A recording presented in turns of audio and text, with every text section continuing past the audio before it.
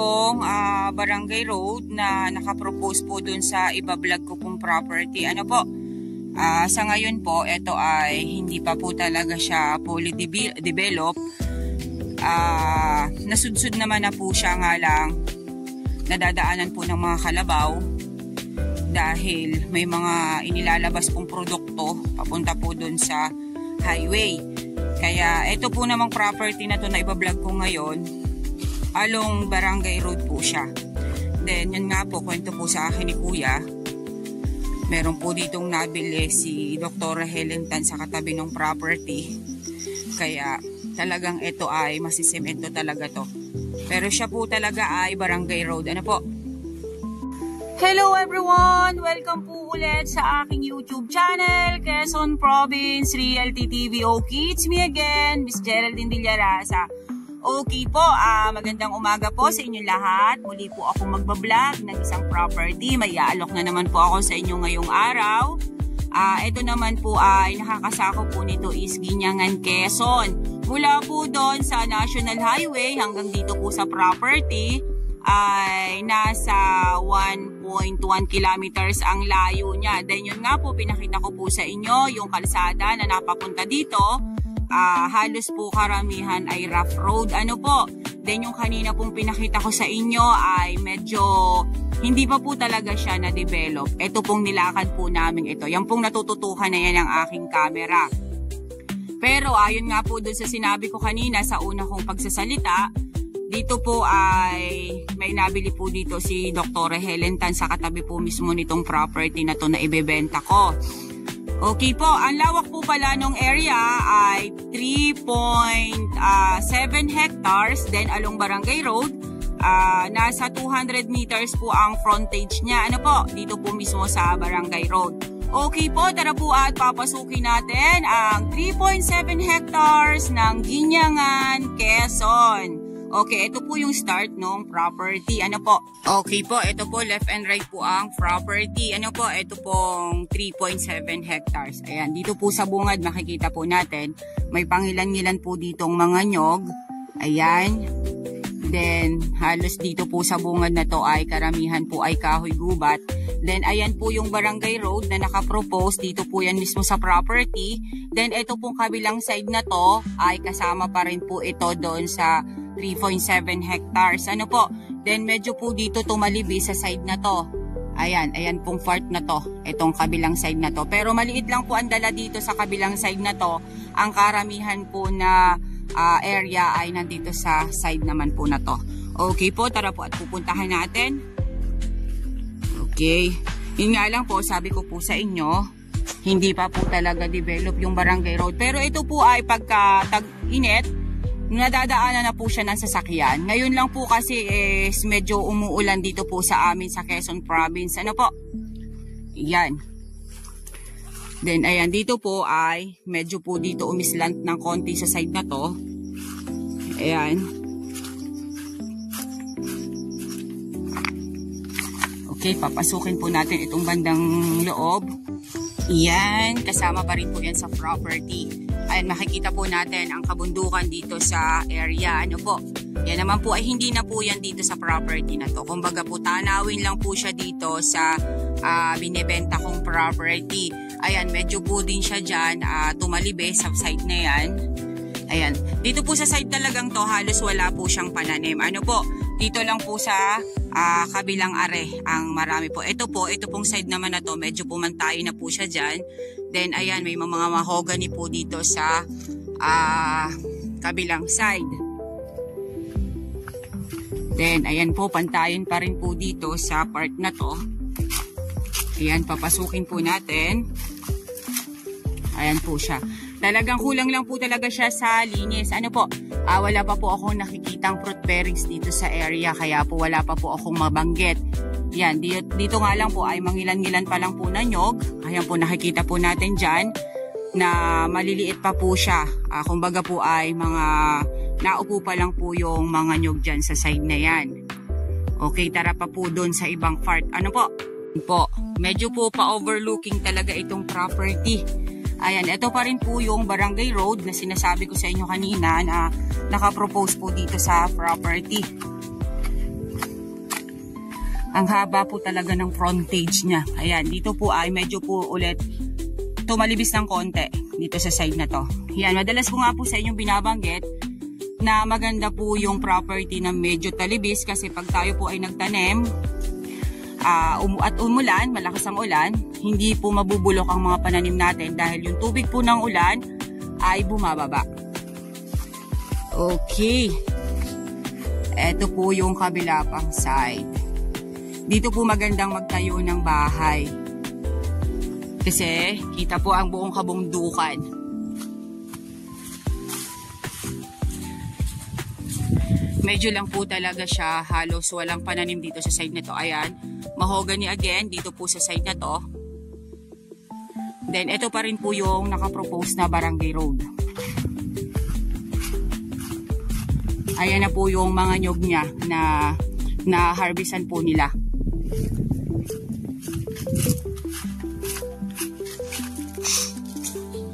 Ayan po, ayan. Ito pong side na to, medyo po siya tumalibis ulit. Yan, papasok po tayo dito sa may nyuga na ano po. Ayan, nandito po ang mga nyug niya sa loob na to. Sabi po nung caretaker dito, nasa 200 kapuno mahigit yung naharbisan nila. Then yung mga bagong tanim po ay nasa 100. Kaya po sa pinalulooban po ng 3.7 hectares, nasa 300 kapuno lang po mahigit ang coconut ng property na to. Ano po? Then yun nga po, halos lahat na po ay kahoy gubat. Wala po ako talagang nakitang fruit bearings dito sa area. Then, ang kagandahan nga po nito is along Barangay Road. Napakahaba po ng frontage niya sa Barangay Road. Nasa 200 meters po ang frontage niya. Kaya, develop na lang po yung kailangan nitong area na to. Ano po? Konting pananim na lang po ulit. Kasi meron naman po siyang mga coconut dito sa loob. Ayan, medyo po slant din lang po ng konti dito. Mas lamang po yung slant ng property kesa po dun sa patag. Nga lang po, yun nga po sabi ko sa inyo, maganda po yung mga ganong property, yung patalibis. Linis lang po talaga yung kulang ng area. Maganda po yung property, maganda po yung klase ng lupa niya. Ayan.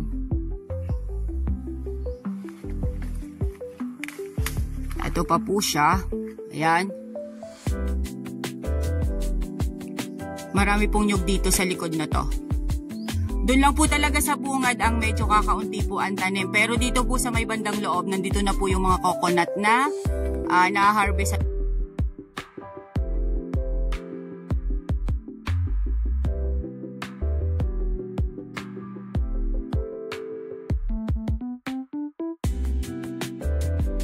Ayan, dito pa po sa kabilang part. Bababain ko pa po kukunti yung property. Ano po? Dito po sa kabilang part na to, ayan. Mga kahoy gubat pa rin po. Napakaganda po nitong pataniman ng mga prutas. Tulad po ng lansones, kakao, at saka rambutan. Ito po ang maganda po dito sa property. Kasi po ang kakao po, mas maganda po siya ay sa talibis na property. Ayan. Meron po kasi akong buyer na gusto niya pong maglagay ng cacao plantation dito sa Quezon. Kasi dun po sa lugar nila ay meron pong gilingan ng cacao. Yung ginagawa po bagang tsokolate. Ano po? Ayan. Ayan po, napakarami po ditong nyog sa likod na to. Siguro po, estimate ko lang po. Yung estimate po nung caretaker nila ay nasa 200 kapuno po yung nyog dito sa property na namumunga. Pero sa tingin ko po ay hindi kasi ang dami po pa rin yung nyog. Ayan. Pero po doon sa mga naupo pa lang na nyog, medyo dun lang po talaga sa bungad ang wala pong tanim na nyog. Dito po sa likod, ayan, napakarami na po niyang coconut. Ayan, hanggang dyan po sa loob na yan, kasama pa rin po yan. Marami pa rin po dyan coconut. Ano po? Okay. Baba pa po tayo ng konti para makita natin.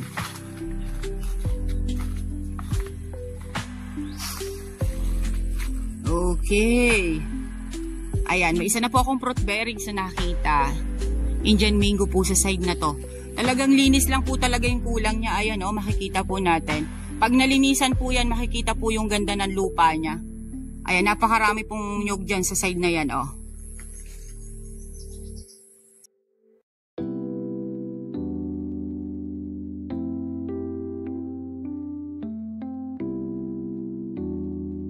Okay po, ito pong kabilang part na to, kasama pa po ito doon sa 3.7 hectares.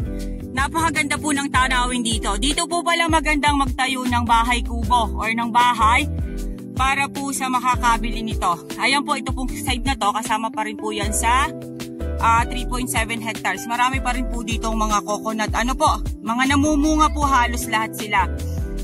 Overlooking po itong property. Napakaganda po dito.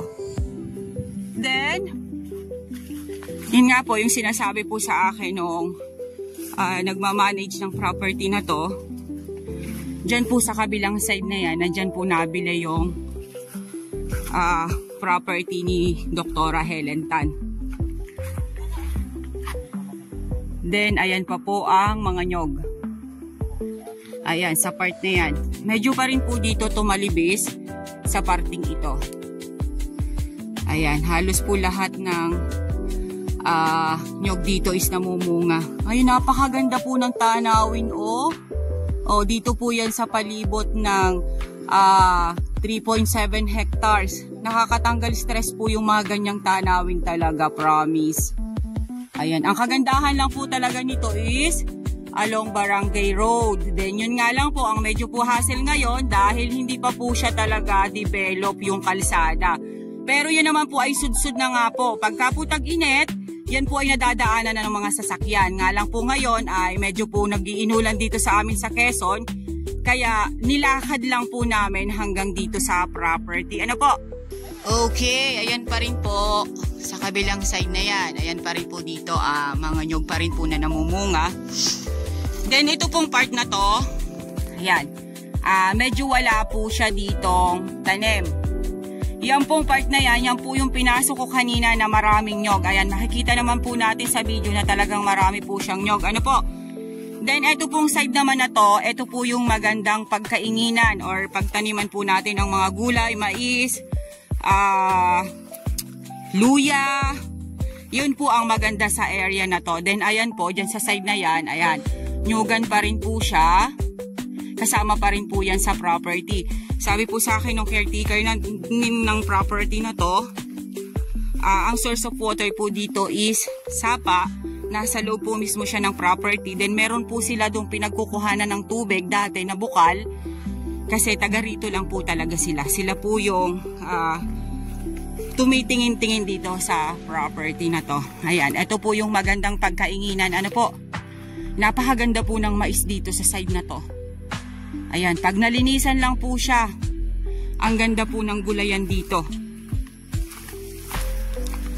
Ayan, ito naman pong kabilang side, ayan, medyo naman po talaga siya maraming kahoy gubat. Linis lang po ang kailangan yan. Napakaganda na po na ang area. Ayan.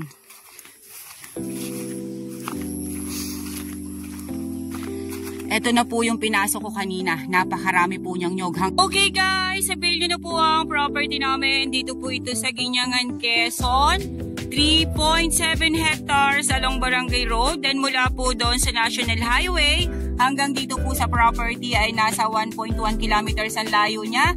Then yung pong kalsada, pinakita ko naman po sa inyo. Halos po lahat ay rough road. Then yung papunta po mismo dito sa property ay hindi pa po talaga siya totally developed, pero sudsud na po siya. Then nasira nga lang po siya ng mga kalabaw na naglalabas po ng produkto dito po sa loob dito sa unahan ng property. Then ang property po ay napakaganda. Then kulang na lang po nito ay linis talaga. Then marami pa rin naman po siyang nyog. Then ang source of water po niya ay sapa, bukal. Then yun po, may cellphone signal po dito sa property. Then, sabi ko nga po sa inyo, pag tag-araw, makakapasok po ang sasakyan dito sa area. Ngayon lang po ay talagang umuulan dito sa amin. Kaya po, nilakad lang po namin hanggang dito po sa area. Ano po, ang nyog po ay nasa 300 mahigit kapuno. then, wala po akong masyadong nakitang fruit bearings. Then yung pong property is overlooking. Okay guys, avail nyo na po ito. Napakaganda po niya, promise. Okay po yung about po sa title, about po sa price. Ilalagay ko na lang po sa details. Kakausapin ko po muna yung may-ari. Yun nga po, papahapiyawan ko kayo. Ito po ay mana nila. Ang nagbebenta po ay mga tagapagmana. Meron na po silang extrajudicial.